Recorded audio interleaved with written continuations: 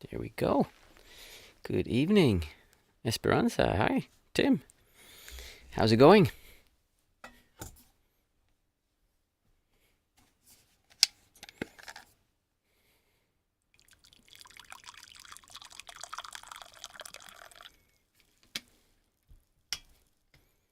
I think I finally figured out why we got those lines in the stream. It was apparently one of the cables that was nearing its end, so I changed that. So if you see it again, tell me so that I can change it again or figure something else out.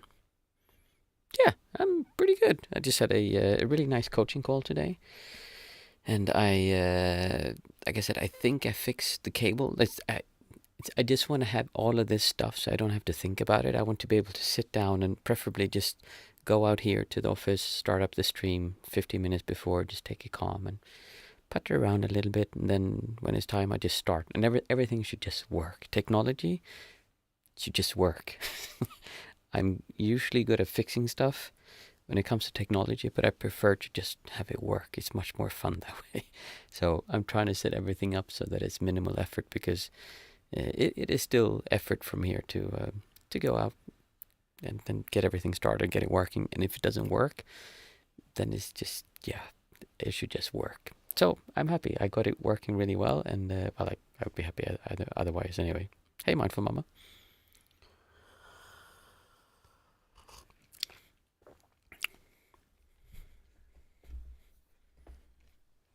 So you're gonna have everything ready here.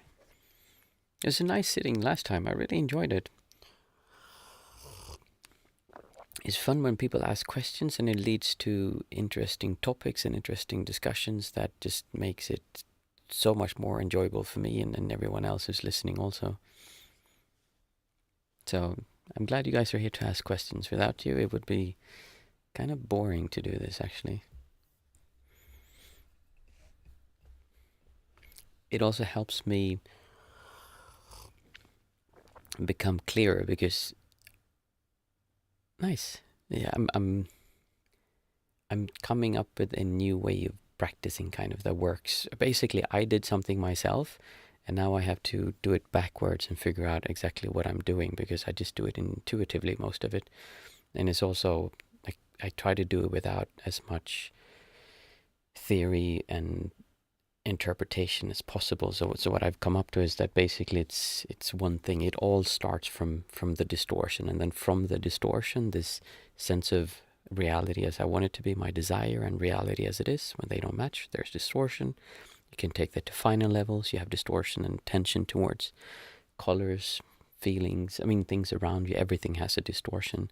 And then from that, we create, like we spoke about last time, we create time by pushing against the past or pushing against the future. It's not actually the thoughts that are the problem, but it's this tension. And then the last key that is probably the most important is that when you've figured all of this out, it's important that you start turning towards joy and appreciation.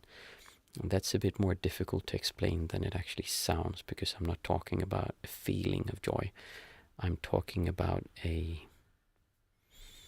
what am I talking about? That's why it's so difficult because it's not a real sensation as in an emotion. It's more an experience, and that becomes a little bit more difficult because there is not that feeling aspect to it. So this is really good for me. It helps me get clear, and it helps me in all my coaching students. It's the same thing. Whenever I help someone understand something, I help myself understand what it is that I'm doing. So therefore, it's extra fun for me.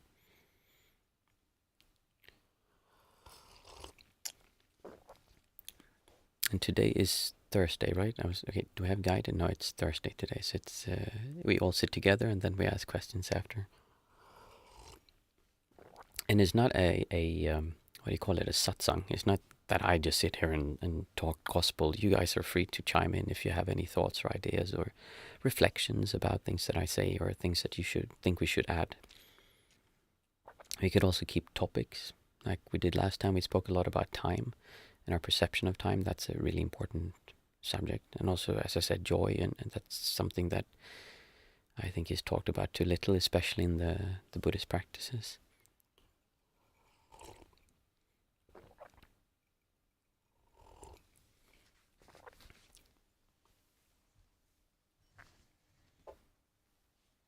Okay, so for those of you who are new, we have the first 5 minutes, which is pretty much now.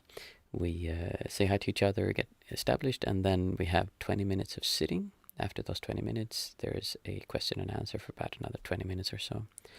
And today we'll start with the 5, 4, 3, 2, 1 method, and we'll all just do it together. So the method is that we first name 5 things that we can see around us. We look and we actually say it out loud. Unless you're next to someone sleeping, then obviously don't say it out loud. And then we see 4 things that we can touch. So we'll touch 4 things. After that we'll hear 3 things. And after that we'll smell 2 things. And finally we'll taste 1 thing. So we'll do that as a way to get more into our senses and more into the now before we start the meditation. So first I'll do it, you can do it together with me, and I'll just say mine out loud and you do it at the same time.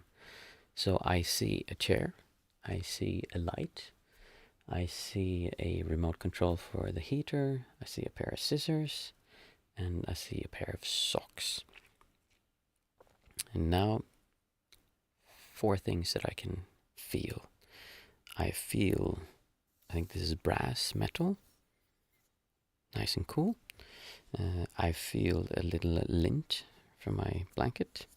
I feel my telephone glass. And I feel my microphone.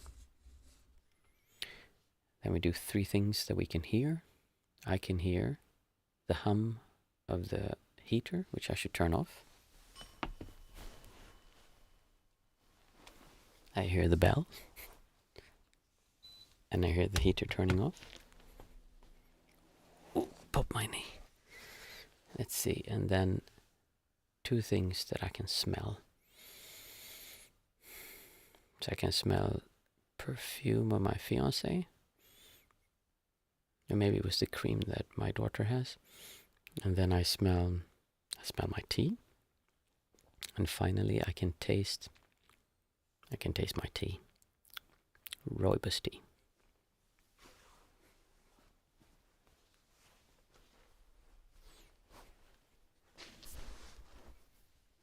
Just get yourself in a comfortable position, sitting, lying, whatever you like.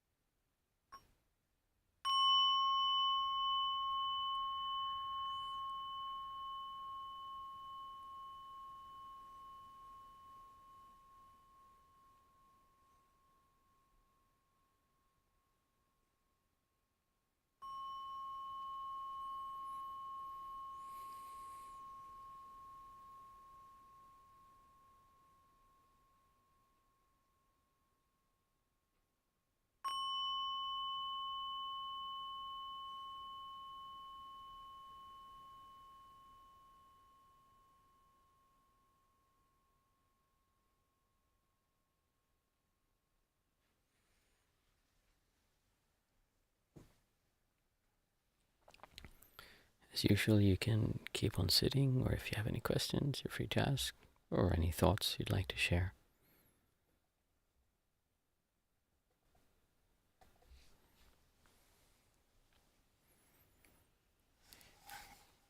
From Mama wrote, "Thank you for a nice sitting. I fell asleep 10 times or something. Very difficult to keep focused. I will call it a night. Happy Easter and sit with you soon again." Happy Easter to you too, my Mama.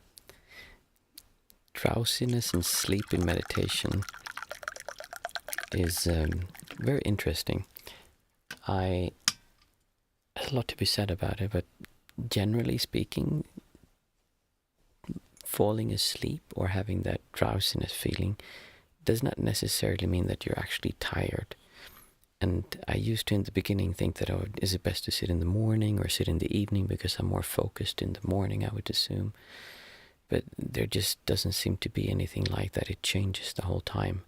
And the reason I changed my mind about that completely was that I remember I would be sitting when I went through these jhanas I've spoken about, and there were certain phases I come into it, I would sit and it would be painful. And my mind would just want to, oh, I can't stay up. I just want to sleep. And it would go, ugh, just like this the whole time. And I would sit and nod and fall asleep. And it was a real struggle. It was just painful. It felt like I was forcing myself through just sitting and being aware. And then as I was sitting, all of a sudden I'd be like this and I'd go, and I was just wide awake. And it was as if though I just passed through that and it was just gone. And there was no tiredness anymore. And I've had that happen so many times that when I see tiredness, it doesn't necessarily mean you should go and rest, or because that's also the mind saying like, hey, I don't want to look here, I don't want to do this, so we're just going to put you to sleep so we don't start observing all this stuff. Tim, let's see what he wrote. That was a really healing sitting in this time. Split up with my girlfriend a while ago and have some wounds to be healed. I am doing a lot of meditation. Nice. Happy you felt that way. Healing in what way? As in things came up that you let go of, or just nice feelings?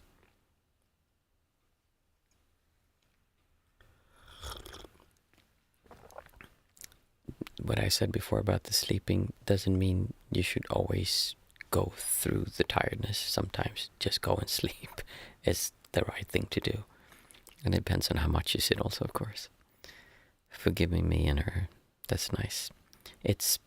I keep talking about this distortion, this resistance, right? Yeah, things do tend to happen when you break up that make people feel bad. But the distortion and the friction you have between that is kind of negated or nulled and void when you forgive. And not just forgive as in, okay, I forgive you, but really deeply accepting and forgiving and saying, I forgive you and I forgive myself for that. What you're actually doing is you're letting go of this friction, this tension, this built up resistance you have towards something. And forgiveness does exactly that. There's actually a really nice, what's it called? Ho'oponopono, I think it's called, if you ever heard of that. Basically, it's a Hawaiian technique, and what they do is they say, I'm sorry, please forgive me, thank you, I love you. Because all of those words, I'm sorry, that releases resistance. Please forgive me, that also releases resistance, because you have to say, hey, wait a minute, I don't want to ask for forgiveness, but it does help you let go of that resistance. I'm sorry, please forgive me, thank you, again, releasing resistance, and I love you. All of those things just help you release this resistance. I'm doing a Ho'opono at the moment. Hey, nice. A Ho'oponopono. Yeah. That cannot be a coincidence. And I don't know.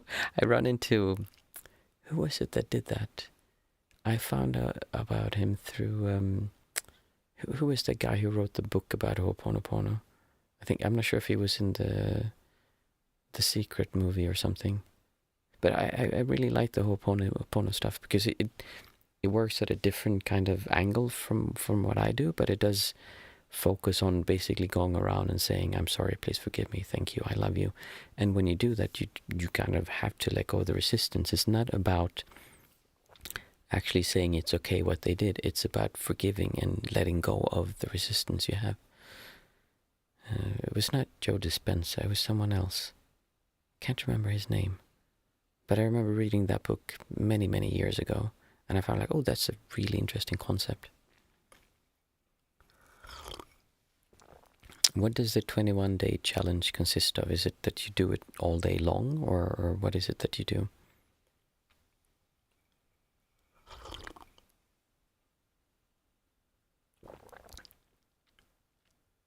Or when you did the Ho'oponopono, did you actually read a book by that guy who did the...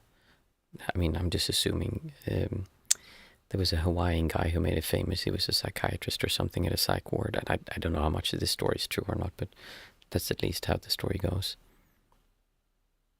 Ah, okay. Nice. Yeah, you can just listen to a guided Ho'oponopono meditation. You can actually go around all the time during the day, and it fits another story. I haven't read the book. There's a one of the things you do, which is similar to what I do. I basically say throughout the day, I speak along with the recording. Okay. What I do in the later stages, when people have learned how to recognize the distortion, when they've started slicing the now and just experiencing as little slices as possible, eventually there won't be any slices, then you turn your awareness or yourself towards joy and appreciation, and not just joy as in feelings of joy, but actually an experience of joy, like I spoke about before. It's difficult to explain. And one of the ways that I do that, or help them do that, is actually by saying these things: I'm sorry, please forgive me, thank you, I love you. If you go around all day and ask yourself, why am I not feeling joy now? Why am I not feeling happy now?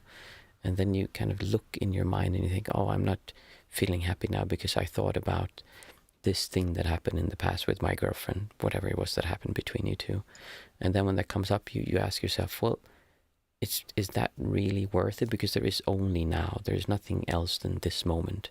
When we started meditating 25 minutes, half an hour ago, that's not real. It doesn't exist anymore. That was then. But now is the only thing that's real. And what's going to happen in the future, that's not real either, because it's not now. So the only thing that is really, really real is now. And then if you ask yourself, why would you not take this moment and enjoy? And then you say, okay, I'm not doing it because of this thing that happened with my ex, so I don't allow myself to feel happy. And then you say, I'm sorry, please forgive me, thank you, I love you. And it's kind of washing these distortions that you have towards your ex. And it's not about making them right. It's not about saying or making you right. It's just about letting go of the distortion and realizing that in the end, it doesn't matter, because it's not now. It happened. Whatever happened, happened. It might not be fair. It might not be right, but it did happen. And letting go of it is the best thing you can do. And then just moving on. And if you need to do something, ask for forgiveness or apologize, then you do the things you need to do. Yeah. Thing is, when you start doing that, you ask questions as in, who would I be if I didn't feel bad about this? That's not right. I need to feel bad because I did something that I should feel bad about, or she did something that I should feel bad about. And the self comes up and wants to defend. I am important. This is important. It doesn't matter if it's not now, because I need to defend my honor or whatever it is. And you start pushing. So that's why it's difficult to do, even though it's a really uncomplicated thing to do. It can be very difficult to actually do it. Hanging on to these things can be a scary prison for the mind, yeah. And it's not actually the mind that's the real problem. It's the feelings. It's people get so caught up in the idea that the thoughts are the problem, but they're not really the problem. The problem is the distortion that the thoughts create. You feel really I can't. I wanted to change my computer. Can't see that last one. Never mind. Can I move it? No. Yeah, you feel it. It feels fear. It can be really worried. But when you start giving these things up, it's as if though you're giving up yourself. So it's really difficult to do, because your mind and your body is saying, no, this is not okay. So I'm not saying she did, but say she cheated on you, and then you say, okay, I want to let go of her cheating on me. is easier to talk about than saying that you cheated on her. I don't know if that happened, and it doesn't really matter. But if you try to let go of that feeling, it's kind of as in though you're walking around, you're like, okay, I could just feel good now, but I don't want it because she did this, and that's not right. That's not how you do it. That's kind of that's not correct. We don't behave like that to another person. And if I don't feel bad, who would I be then? Would I be accepting her behavior? Would I be saying that it's okay to behave like that? And this is the whole thing that we got wrong. We believe we need to feel bad, because if we don't feel bad, then we're kind of agreeing with them. We think that that is the right way to do it, and that's just plain wrong. But you don't need to feel bad. You can just say, I don't agree with this kind of behavior, both from her and from you. And then you just proceed from there. So it is really uncomplicated, but incredibly difficult to do. And I've had heartbreak as well.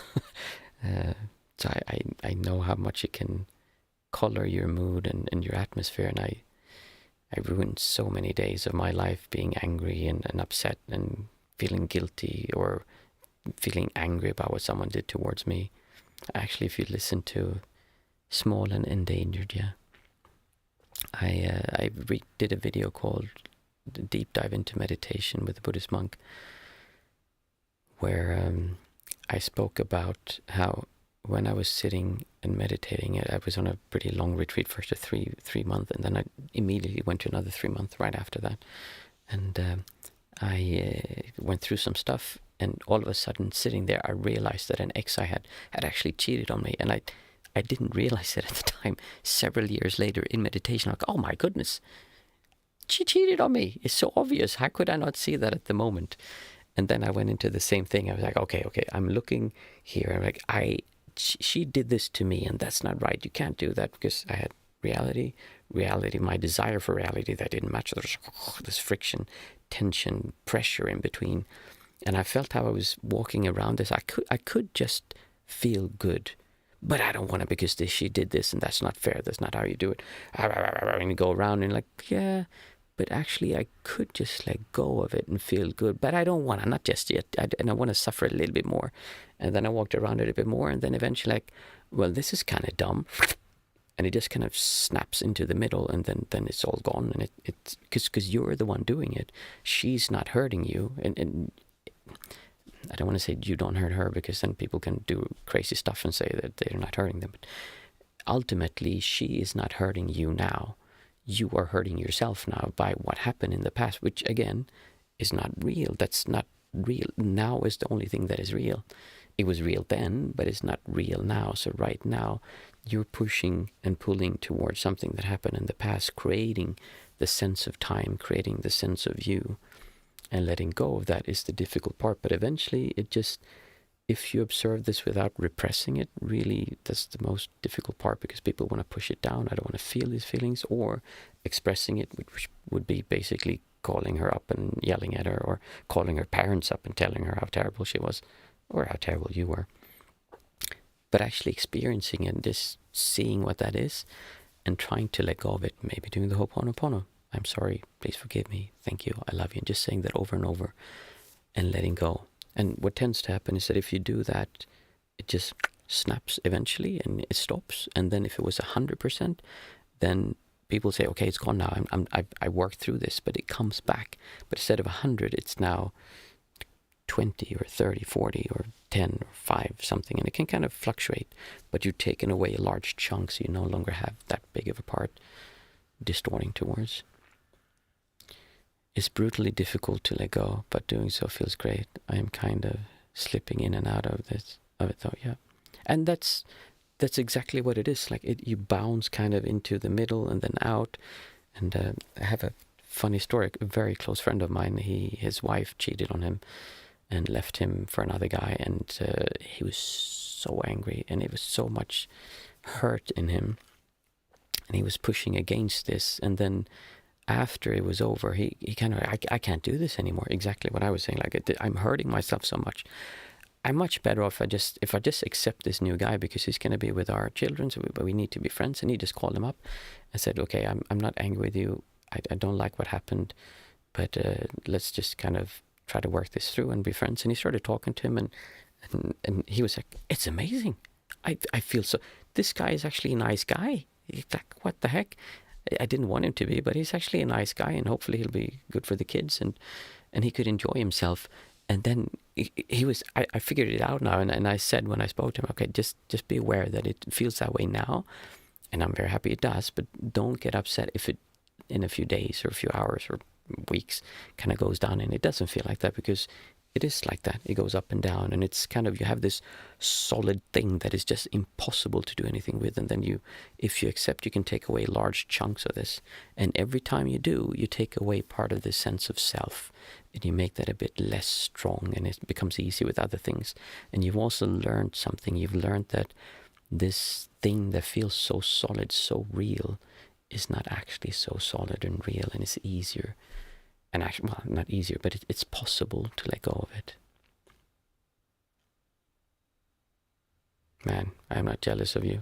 I'm so happy I worked through the stuff that I had. I mean, that was a long time ago that I had, and I've been in a stable relationship for many years, and I'm very fortunate in that I don't feel, I think I can count on the 8 years we've been together. I can count on one hand the amount of times I've felt jealousy. If you just don't feel jealous, and it's so nice to have that kind of level of trust, but it takes two people, of course, to get there, and also two people who have worked through their stuff to get to a point where you can let go of that. And that just, yeah, it just takes time, and the part up to that part is not always that fun, but it is a process, and eventually it will pass, and then something else will come along, and you'll be like, oh my goodness, Jesus, I'm happy I didn't end up with that girl. Because I mean, if I think of now every single girlfriend I had before my fiance, now I'm like, wow,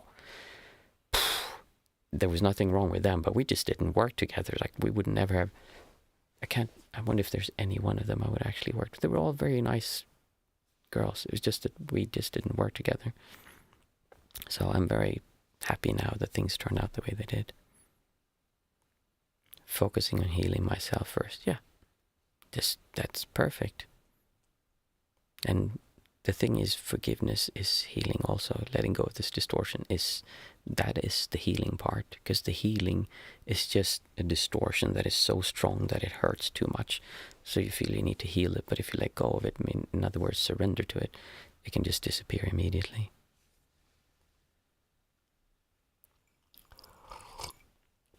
I was going to say nice talking to you, Tim, even though I'm the one doing most of the talking, but you're chatting. It's nice. I hope you don't feel it's too one-sided. And there's a delay. It's as if though we're talking and then someone passes it along and it takes 5 minutes before you can answer. Yeah, I'm happy to hear that. I'm actually going to go in and go to bed myself also. I'm crazy tired.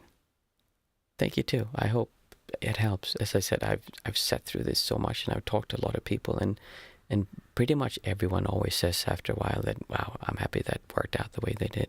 And there are things that can make it more easy to get over, and other things that will make it more difficult. And it sounds like you're on the right track to make it go quicker, hopefully, and also learn something from it, because you can learn so much when you go through difficult things like that. And it tends to be a period when people change themselves, move into something new, and that's actually a good thing. So we need these kind of things to rattle us to move forward. Thank you. See you next week, Tim. Monday, and anyone else listening to this later, Monday we have the guided meditation again, so I'll see you guys then. Night.